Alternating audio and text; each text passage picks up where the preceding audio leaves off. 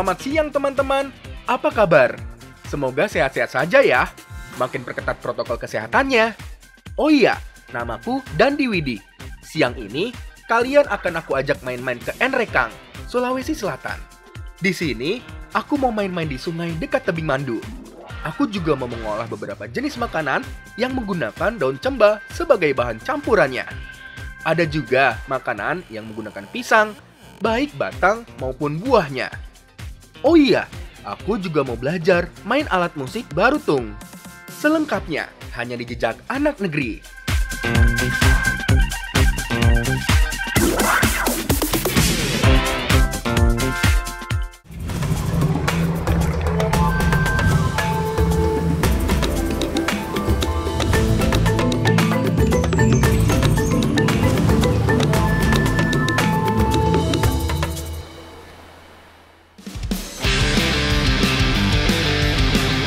Sekarang, aku lagi bareng teman-teman dari Dante Pine.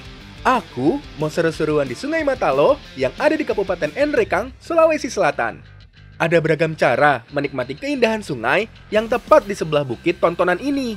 Salah satunya adalah dengan river tubing seperti ini.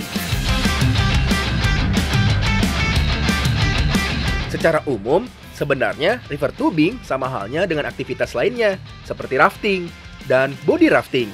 Sama-sama aktivitas rekreasi dengan menghanyut dalam aliran sungai. Tapi yang membedakan adalah media yang digunakan. Seperti namanya, river tubing ini menggunakan ban dalam bekas berukuran besar sebagai pelampungnya. Oh iya, biarpun sudah menggunakan ban dalam, keselamatan tetap harus dijaga ya. Harus pakai alat pelindung kepala dan pelampung tambahan. Soalnya, kita bakal melewati jeram yang cukup deras. Bisa menjungkir balikan posisi bannya. Nah, disinilah keseruannya.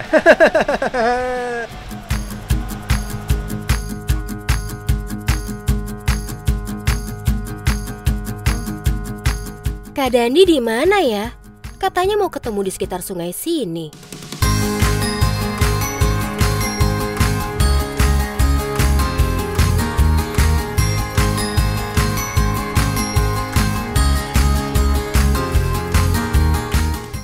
Itu dia orangnya. Wah, disuruh cari daun cemba, malah main-main di sungai. Kak Dandi. Wah, nggak dengar dia. Kak Dandi. Alda? Oh iya lupa. Mau cari daun cemba ya? Bentar-bentar, aku mau balikin helm dan pelampungnya dulu. Terima kasih ya teman-teman. Kapan-kapan kita seru-seruan lagi. Daun cemba, mama mau masak. Oh iya, aku ambil daun cemba ya. Masak. Aku hampir lupa diminta tolong Mama Cici buat cari daun cemba. Salah satu daun dari sejenis perdu yang biasa buat bumbu masakan khas Enrekang. Pantesan, dicari kemana-mana nggak ketemu. Ini loh daun cemba yang kita cari. Ya, jadi ini yang kita cari namanya daun cemba. Kenapa mirip daun asam? Beda. Oh, ini berduri batang. Oh, itu berduri batangnya. Oh, ini yang biasa ada di kuliner khas Enrekang. Nasi cemba. Bentuk daun cemba sangat mirip dengan daun asam. Bedanya, tanaman yang satu ini adalah jenis tanaman perdu. Jadi tidak ada batang utama yang berukuran besar seperti asam.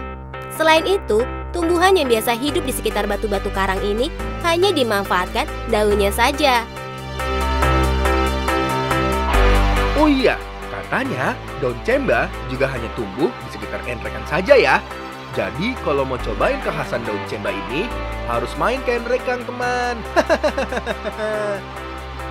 Sip, udah banyak nih Alda. Yuk, kita bawa pulang, saatnya dimasak.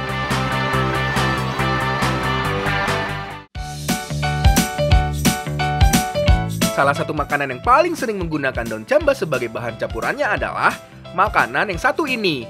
Namanya nasu cemba.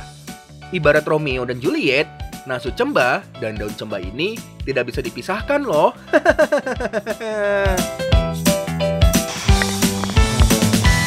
Jadi biasanya kalau mau masak nasu cemba itu bukan cuma ada daun cembanya, tapi ada daging sapinya juga. Namun masyarakat Enrekang biasanya mengambil daging yang berada di sekitar tulang iga ya Mama ya? Ya. Karena lebih enak dan lebih empuk katanya. Kalau ini sih bukan rahasia lagi ya.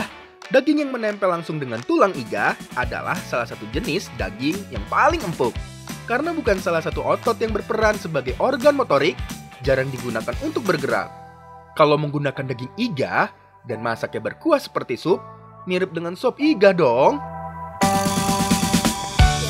Jadi nasi cemba itu hampir mirip dengan sup iga.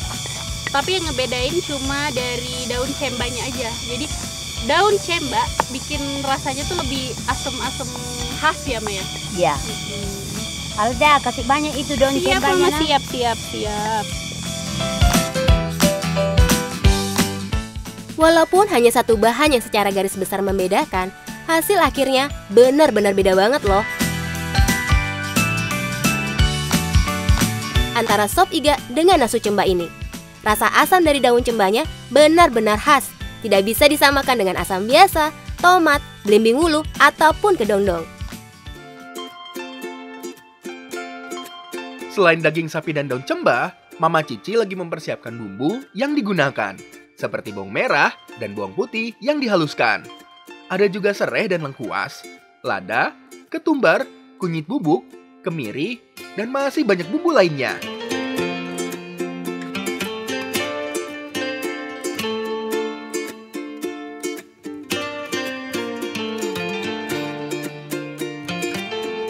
Setelah semua bumbu siap, saatnya balurkan terlebih dahulu bumbu halus ke dalam potongan daging sapinya.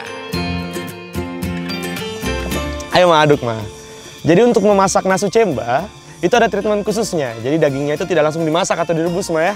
Ya. Jadi harus dicampur dengan bumbu-bumbu yang sudah kita olah tadi. Nah tujuannya itu agar bumbunya itu lebih meresap ke dagingnya Ma. Jadi kalau dimakan lebih empuk, lebih manyus. Sekalian diperam dengan bumbu begini ya. Nggak cuma dengan bumbu halus ya Kak Dandi. Daun cemba yang sudah dipetik ini juga dibalurkan ke dagingnya. Jadi semua bahan benar-benar tercampur rata. Nah, karena rasanya cenderung asam, daun cemba ini bisa juga untuk digunakan menghilangkan aroma amisnya.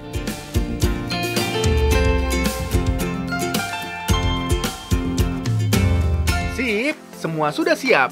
Saatnya kita masak. Masak nasu cemba paling enak langsung dengan kuali besar seperti ini. Masukkan ke dalam kuali yang sudah ada air mendidih sebelumnya.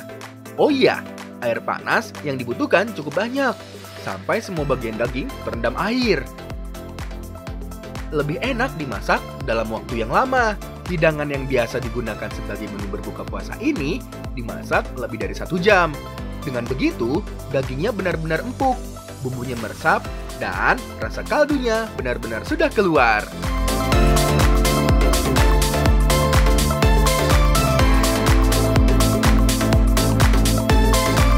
Nah, ini dia nasu cemba khas Enrekang.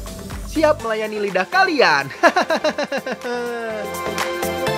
Setelah kita masak nasu cemba, sekarang waktunya kita makan. Nah, kita mau coba nih, apakah rasanya enak atau gimana? Saya curiga, rasanya pasti tidak empuk ini, Mah.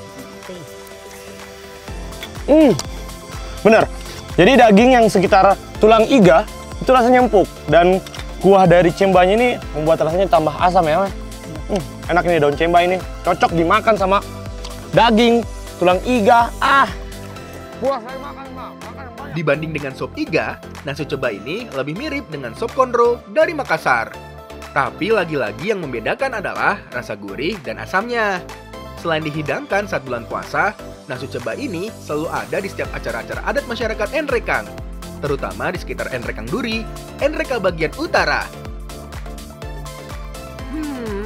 Enak nih.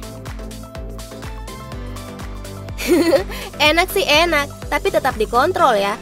Sama dengan olahan daging lainnya, nasu cemba bisa meningkatkan kolesterol.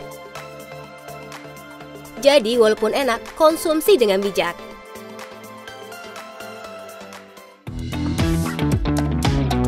Masih seputar makanan yang menggunakan daun cemba sebagai bahan campurannya.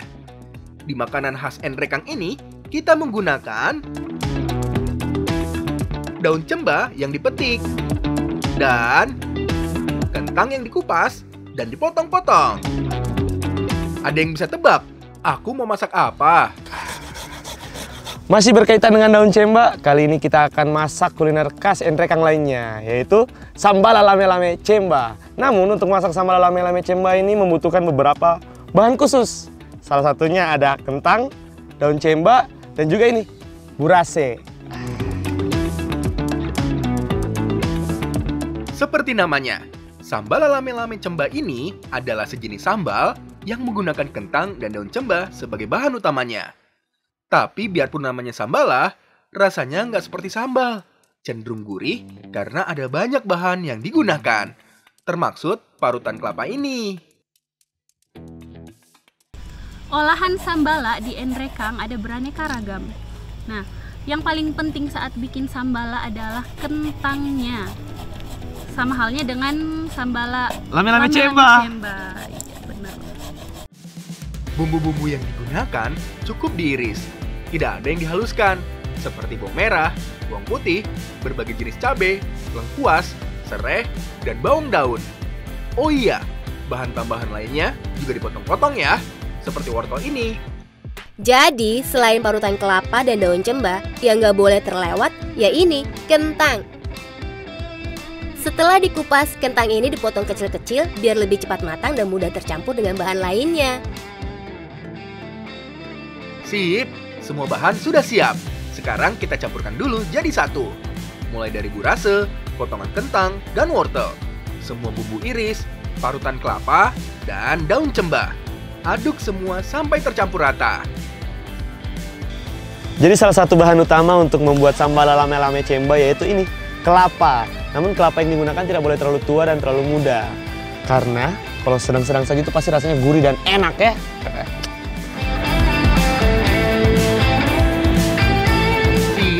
Sekarang saatnya bungkus dengan daun pisang. Oh iya, beri beberapa lapis daun pisangnya. Jangan cuma satu lapis. Soalnya cara masak sambal lame-lame cemba ini akan dibakar. Jadi kalau satu lapis, daun dibakar, jadi terbakar. Masih ada lapisan daun pisang yang lainnya.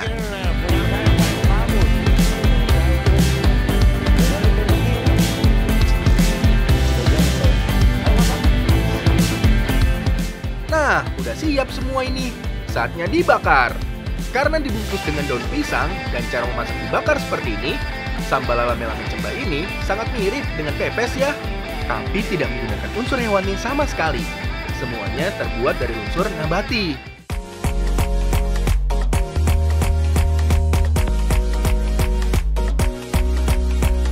Sip, semua matang ini. Sambal lame-lame cemba ini siap membuat lidah kita bergelora. Setelah matang, semua tekstur bahan-bahannya sudah benar-benar empuk. Gak ada yang lagi yang keras.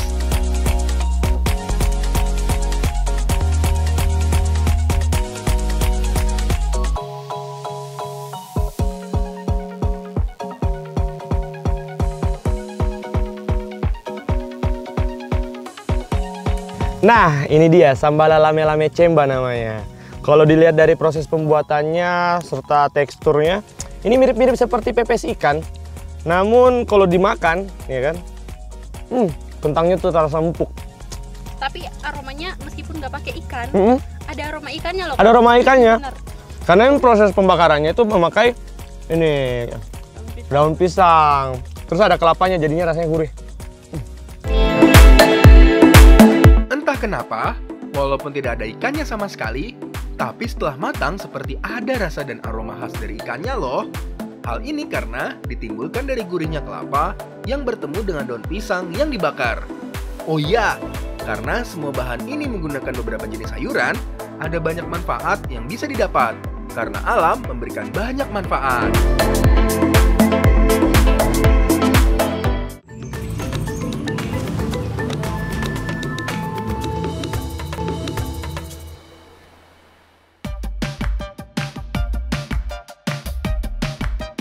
Masih di sekitar Kabupaten Enrekang.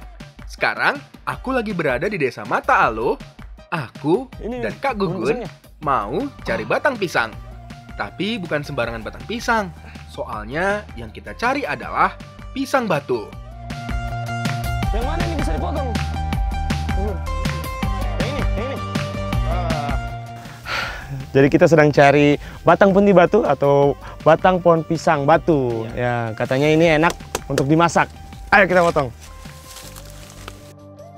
Pisang batu adalah jenis pisang yang memiliki banyak biji di bagian buahnya. Walaupun buahnya jarang dimanfaatkan, tapi beda halnya dengan daun, jantung, hingga batang pisangnya. Justru pisang batu ini lebih sering digunakan.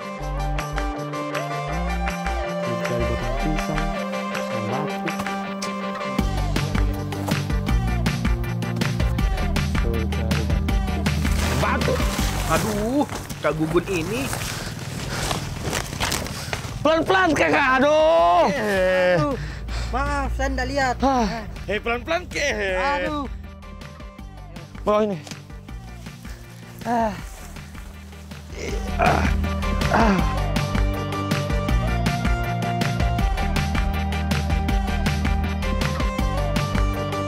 Ada yang penasaran mau aku olah jadi apa? Sabar ya, aku mau bawa dulu batang pisangnya. Aduh, karena medannya miring, terus batang pisangnya lumayan berat, aku jadi jatuh menggelinding begini. Tapi si Alda malah khawatir dengan batang pisangnya, bukan dengan akunya. Pohon pisangnya enggak apa-apa Ji ini. Aduh, enggak apa-apa Ji. Enggak apa-apa Ji. Enggak apa-apa Ji. Tapi patah. Tulangku juga patah ini. Untuk membuat makanan yang satu ini, yang kita perlukan adalah bagian dalam dari batang pisangnya, termaksud hati dan sebagian debong pisang yang masih lunak.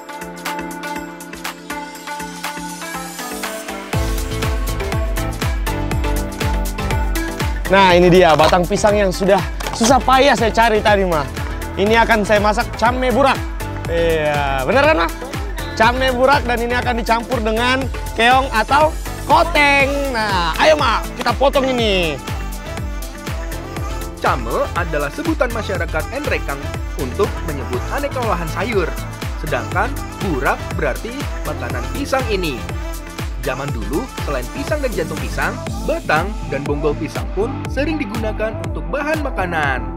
Setelah dikupas, potong batang pisang bagian dalam ini dengan ukuran yang cukup tipis. Jadi, sedikit informasi buat teman-teman semua bahwa untuk membuat came barak, came burak itu memerlukan batang pisang khusus, yaitu dari pisang batu. Jadi tidak semua pisang bisa dibikin jadi came burak.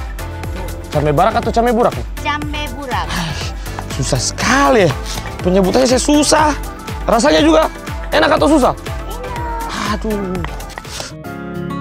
Bumbu yang digunakan cukup sederhana. Cukup haluskan bawang merah, bawang putih, cabai, lada, kunyit, dan bumbu gurih lainnya. Kak Dandi, jangan lupa juga dengan parutan kelapanya. Bukan came burak namanya kalau tidak menggunakan parutan kelapa. Parutan ini yang bikin masakan Enrekang yang satu ini jadi lebih gurih. Sip, sudah siap ini. Sekarang saatnya kita masak. Membuat came burak ini caranya sangat sederhana. Cukup tumis semua buah yang sudah dihaluskan, ditambah dengan serai yang sudah digeprek. Beri dengan sedikit air. Kemudian, masukkan burak atau batang pisang yang sudah diiris. Aduk-aduk sampai agak layu. Nah, bener banget Kak Dandi. Setelah itu, masukkan parutan kelapanya. Kelapa yang dipakai itu nggak perlu diperas jadi santan, jadi langsung aja sama ampas-ampasnya, biar teksturnya tuh berasa. Ya kan, Mah? Iya. Iya bener. Benar itu Alda, jadi lebih gurih nanti hasilnya. Terakhir, masukkan keong atau koteng yang sudah direbus sebelumnya. Mama, Alda, bantu aduk-aduk ya, biar semua rasa tercampur, matangnya juga rata. Aku mau urus ini apinya. Anginnya kencang, jadi susah sekali dikontrol ini apinya. Kenapa sih pada ketawa? Ada yang salah ya dengan muka saya? Kenapa mukanya? Hitam kah? Iya. Aduh, Mama. Oh iya, wah, saking konsennya nyalain api, nggak sadar muka kena arang semua. Nggak apa-apa lah, yang penting came buraknya sudah matang dan siap dihidangkan.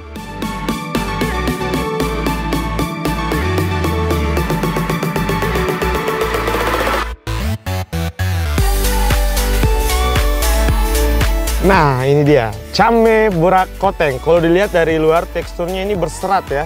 Tapi kita coba makan. Ini gurih karena ada campuran kelapanya, Mama. Iya. Rasanya enak sekali.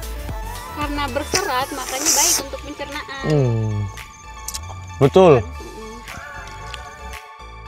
Selain dicampur dengan koteng, came burak juga bisa dimasak dengan ayam rebus, daging, dan aneka bahan makanan lainnya.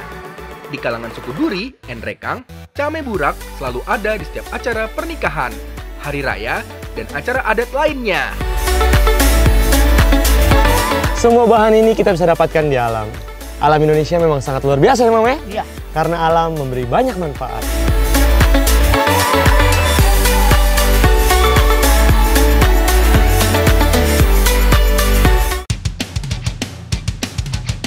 Kalau tadi sudah mengolah batang pisang, sekarang aku mau masak sesuatu dengan bahan dasar pisang yang aku bawa.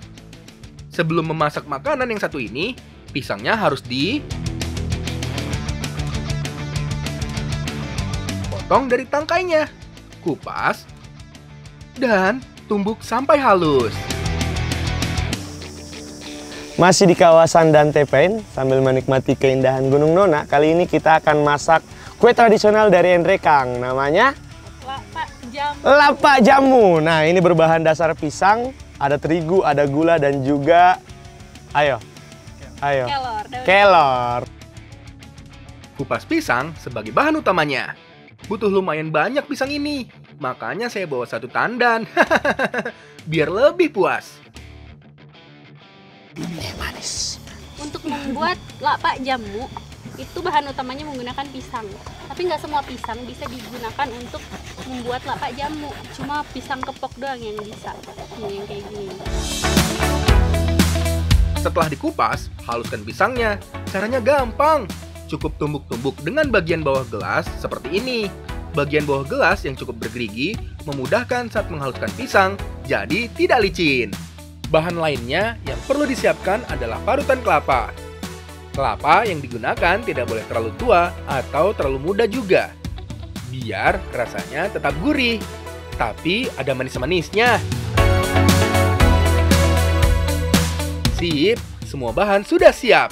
Sekarang kita campurkan pisang yang tadi sudah dihaluskan dengan tepung terigu dan juga gula pasir. Tambahkan juga bubuk daun kelor. Jadi lapa jamu ini memakai pewarna alami. Nah, ini mirip-mirip seperti maca. Padahal ini mah kelor ya. Kelor yang dihaluskan kan? Kemudian masukkan juga parutan kelapanya.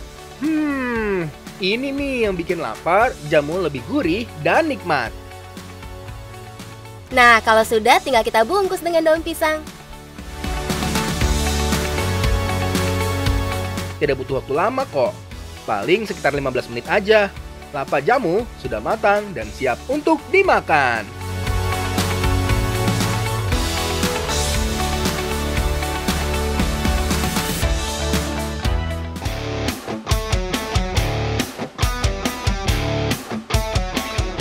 Kak Dandi, lebih seru makan lapa jamu dengan anak-anak. Selain suka main, anak-anak kan lebih suka makanan manis seperti ini. Ayo kita bawa kue. Buat anak-anak. Nah, ini dia kuenya, lapa jamu. Ayo geser. Buka. Buat sesama adik juga mau makan. Ayo kita coba. Ini buatannya kakak. Makanya aku bawa ke sini kuenya. Yuk kita makan rame-rame. Ayo makan. Nah, ini dia. Lapa jamu, kue tradisional khas Endrekang yang sangat enak dinikmati. Ini tuh ada rasa gurih karena kelapanya, terus manis karena pisangnya ya. Dan ini ada aroma kelornya. Enak. Ayo makan lagi. Jadi, daun kelor ini selain dimasak sebagai penambah warna alami, juga menambah sensasi rasa tersendiri. Kalau manfaatnya sih nggak usah diragukan lagi. Si hijau kecil ini dari dulu dipercaya memiliki banyak manfaat. Bisa menurunkan kolesterol, mengurangi peradangan, dan melawan radikal bebas. Karena alam memberikan banyak manfaat.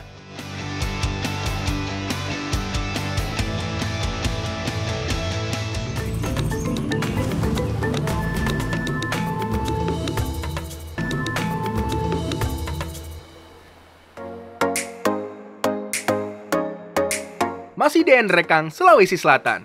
Perjalanan saya kali ini berlanjut ke Desa Parombean, sebuah desa yang berada di paling ujung dan berbatasan langsung dengan Toraja.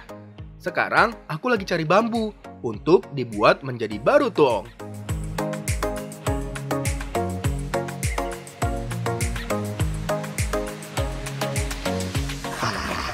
Jadi setelah bambunya ditebang, ini lalu dipotong, kurang lebih 1 meter ya?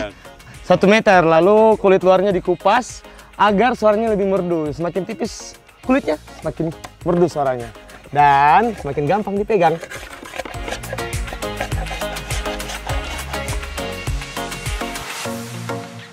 Bambu yang paling sering digunakan adalah bambu petung yang memiliki ukuran besar dan diameternya cukup lebar. Karena sesuai fungsi awalnya, barutong digunakan sebagai wadah pengangkut air. Kalau semakin besar lubangnya, semakin banyak penampungan sesuatu. Ada beberapa jenis ukuran bambu yang digunakan dalam barutong. Tapi yang paling banyak adalah barutong yang berukuran besar dan panjang. Nah, fungsi awal barutong yang besar ini adalah untuk mengangkut air. Karena zaman dulu sumber air di sekitar desa Parombean masih terbatas. Warga bergiliran antre untuk mengambil air langsung dari sumbernya. Jadi alat musik barutong ini sebenarnya tujuannya untuk mengangkut air. Namun karena jenuh dengan antrian yang cukup panjang, biasanya pemuda-pemuda di sini menggunakannya untuk main musik dulu sambil menunggu air dan antriannya.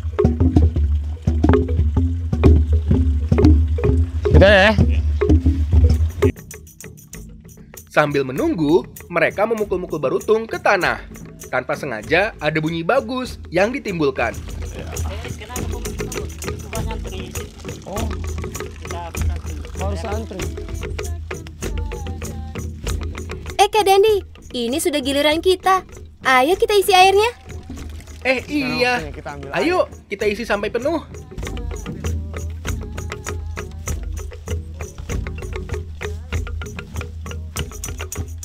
Kak Dandi, hati-hati dong. Kesiram aku ini. Basah semua kan jadinya. Maaf Alda, nggak sengaja. Mau pamit tadi dengan bapak di sana. Sekarang saatnya memainkan alat musik barutong dari Parombean. Nah, ini dia alat musik bambu yang namanya barutong. Ini ciri khas dari desa Parombean. Ini terbuat dari bambu dan bentuknya beda-beda, ada yang besar, ada yang kecil. Namun dimainkan dengan harmoni yang sangat indah oleh teman-teman di Parombean.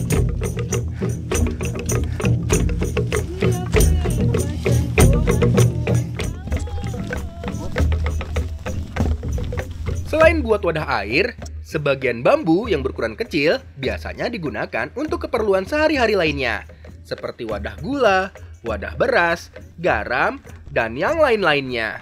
Tergantung ukuran bambunya. Ukuran bambu-bambu yang berada ini justru menghasilkan harmoni yang indah saat dihentakkan bersamaan di atas tanah.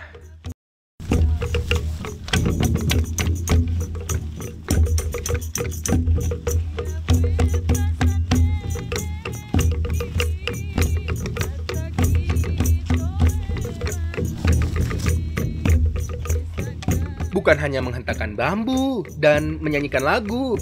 Di tengahnya ada 2 orang yang saling beradu.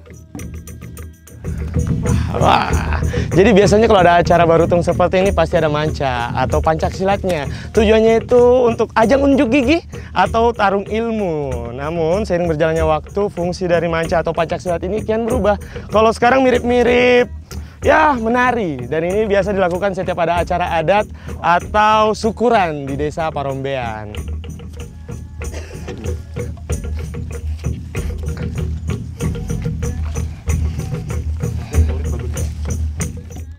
Musik barutong juga zaman dahulu dijadikan ritual khusus sebagai matola abalah atau tolak bala. Orang-orang dulu percaya dengan memukul-mukulkan bambu ke tanah dapat menjauhkan dari bencana seperti hujan deras dan disertai angin kencang. Kini barutong menjadi paket produk kesenian yang patut untuk dibanggakan. Karena alam memberikan banyak manfaat.